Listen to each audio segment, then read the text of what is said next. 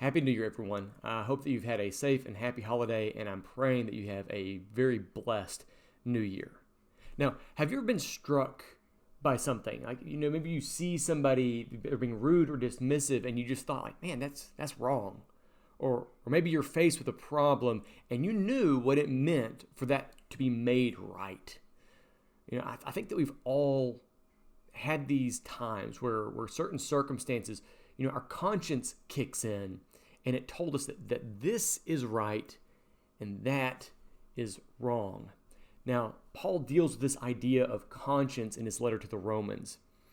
So in Romans chapter 2, starting in verse 12, Paul writes, "For all who have sinned without the law will also perish without the law, and all who have sinned under the law will also be judged by the law. For it's not the hearers of the law who are righteous before God, but the doers of the law will be justified." And that's pretty key. It's not just about hearing, it's about doing. Gentiles who don't have the law, by nature do what the law requires, they are a law to themselves, even though they do not have the law. They show that the work of the law is written on their hearts, while their conscience also bears witness, and their conflicting thoughts either accuse or even excuse them on that day when, according to my gospel, God judges the secrets of men by Jesus Christ. Now, knowledge or ignorance of the law of Moses does not save us from sin.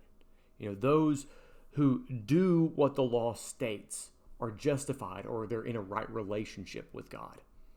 So, what does it mean when a person who doesn't know God or claim God does good? Now, in Paul's case, this would be the Gentiles, those people who were brought up without the law of Moses, specifically those non-Jewish people who worship idols. Now, these Gentiles, they don't know God. And Paul states that this is evidence that the law is written on their hearts, deep down inside all of us, because we're created in the image of God. Some part of God exists within us that helps us to identify what is good and what is evil. And so the law is there to kind of help clarify some of these things. So their conscience is calling out to them and seeks to drive them in the direction of God. Now, here's the thing though. Your conscience is not a static or fixed thing. It's not like this big boulder that just sits there in the middle of us. It's this thing that can change and be shaped by our experiences. So here's the thing. Our conscience can be made weak or it can be made strong. It's kind of like our body in that regard, that if we use it properly, we're going to be healthy. But if we abuse it or misuse it or ignore it, it's going to be unhealthy. So let's see what happens when our conscience is weak. In chapter 1, Paul says that God has shown himself to humanity through the created world. There are those who see, but they don't choose to respect God. And so one way that we choose to respect God is through worship. So since these people aren't honoring God, Paul says that their hearts have become darkened, and they inevitably end up moving and honoring other things, other created things.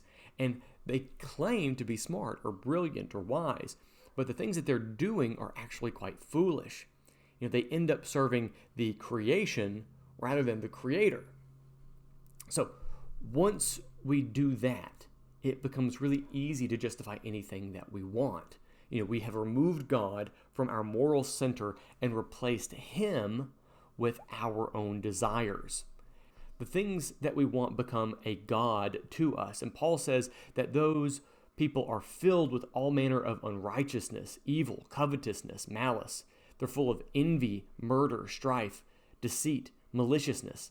They are gossips, slanderers, haters of God, insolent, haughty, boastful, inventors of evil, disobedient to parents, foolish, faithless, heartless, ruthless. Though they know God's righteous decree that those who practice such things deserve to die. So you remember a couple of weeks ago when we were looking at 1 Corinthians, Paul talked about this issue where the church was pretty divided on the issue of eating meat that's been offered to idols. He says that there is no issue here except for the other person's conscience. Because some had come from this background of idol worship and ate meat that was food sacrificed to idols. Their conscience was being defiled. So Paul warns them against doing things that are going to offend the conscience of another person. And in this, he is seeking to defend and protect the person who has the weak conscience and the person with the strong conscience from sinning against them.